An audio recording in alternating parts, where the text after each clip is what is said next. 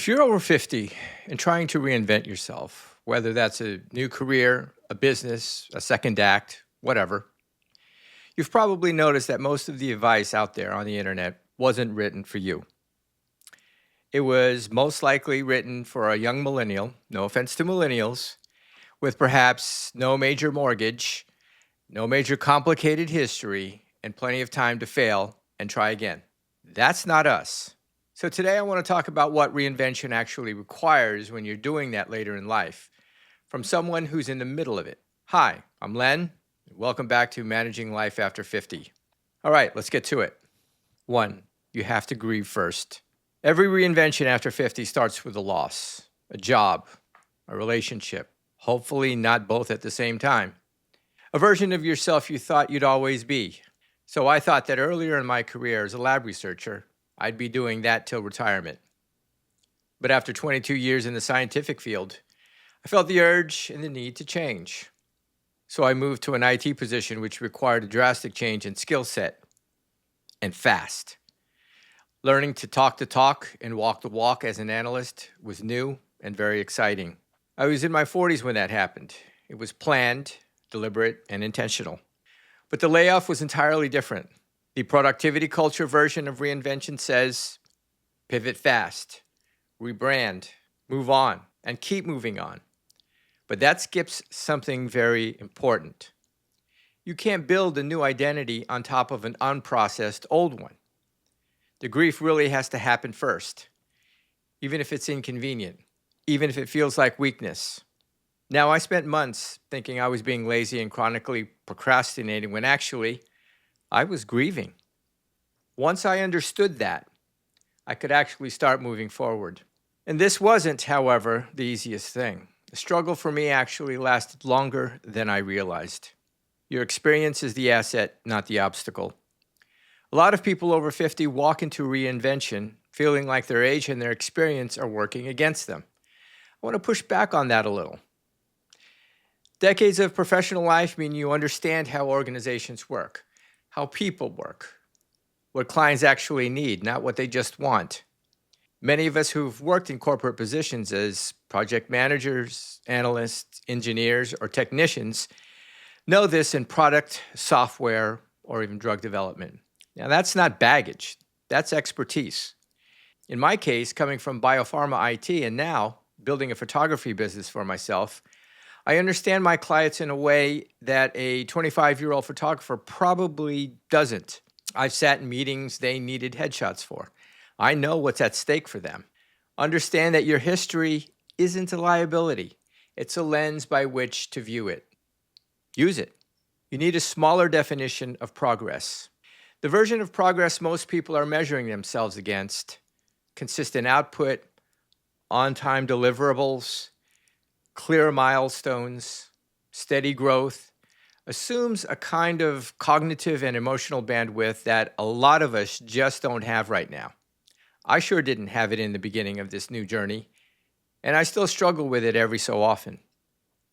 Now, if you're managing a health issue, a grief process, financial stress, or just the general weight of a major life transition, you're operating under load, tremendous load.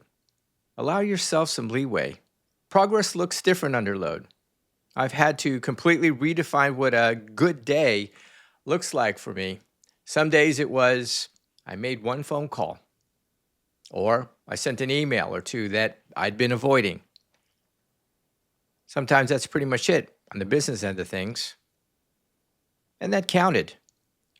So hitting smaller targets more often are better than bigger targets that paralyze you. So mitigate the overwhelm. That isn't settling. It's strategy. You need at least one person who knows what's really going on.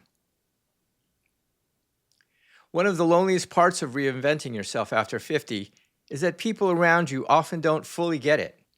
Your friends are settled, your family wants you to be fine, your professional network knows the polished version of you.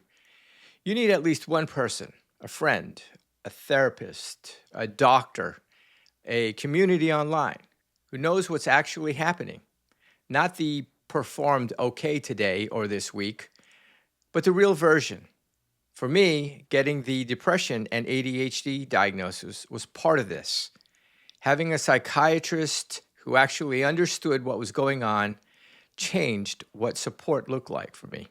I also followed up with weekly sessions with a therapist. Those valuable sessions taught me practical tools to help reframe negative thoughts and manage emotional reactions, as well as build up executive functioning skills.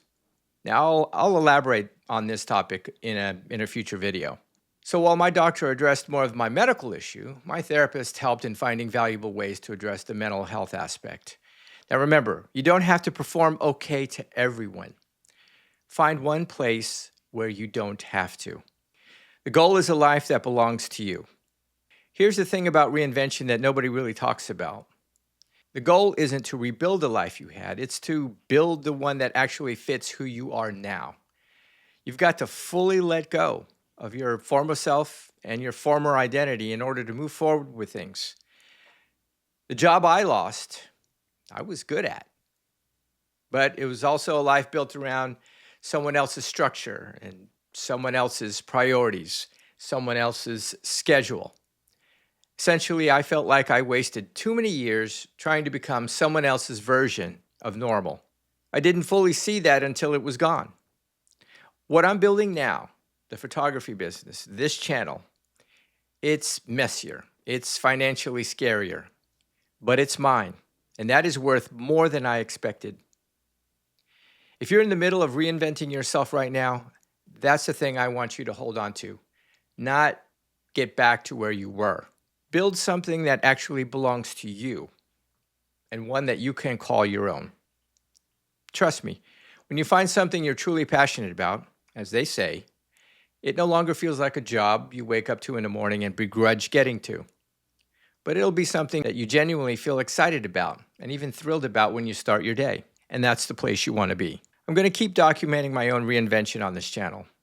The photography business, the ADHD and the depression piece, the Filipino-American angle, all of it. If any of what I said today resonated, subscribe and please leave a comment. Tell me where you are on your own reinvention. I read everything. Thanks for watching, and I'll see you in the next video.